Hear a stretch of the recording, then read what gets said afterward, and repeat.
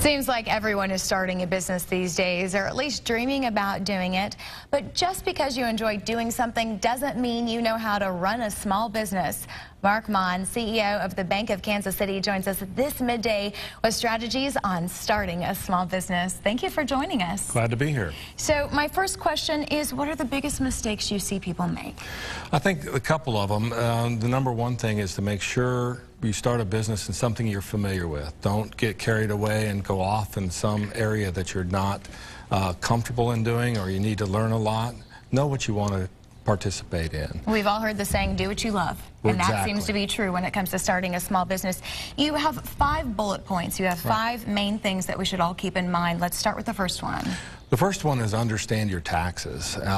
You need to know what you're going to have to pay on your taxes, or pay taxes on the goods and services that you sell, when you're going to have to pay, how you're going to have to pay. So it's important to kind of develop a relationship with a CPA or a bookkeeper that can help you manage that process. If you don't spend time with that, you may end up getting that call from the IRS or the State Tax Commission and having to figure out how to come up with some cash pretty fast, and you don't want to do that. So QuickBooks is a way to manage the business, but when it comes to taxes, get a CPA, get a trained professional. Tip number 2. Tip number 2 is make sure you operate the business like a business, not out of your personal wealth. You want to make sure that you don't mix business income with personal income, because that business income, like we just said, part of it is owed to the government. So you want to make sure that you're keeping the two separate. And that way you're able to establish a relationship with your employees as well. You want to make sure that they're comfortable knowing that you're keeping them managing the business so they can depend on that ongoing source of income. What's your third suggestion?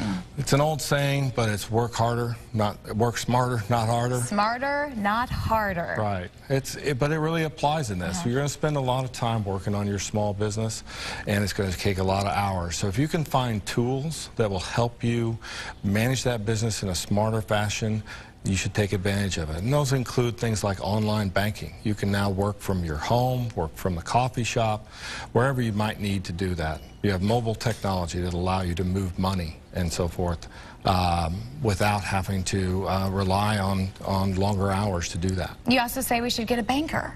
It's always important to get to know a banker, even if you haven't qualified for a loan or you're not ready to qualify for a loan yet.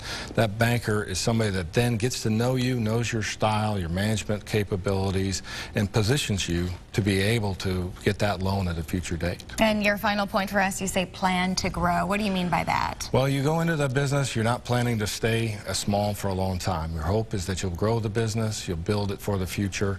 So you need to start positioning that today. Make sure, like we talked about, keep your business income, your personal income separated so you can keep those credit scores on your personal side strong, not using your business personal credit card for business expenses. And that way, getting to know that banker, when you do qualify a loan, they can help you guide you through and allow you to be ready for the future. Some great tips to help us turn our dreams into reality, so we appreciate your insight this midday. Thank you.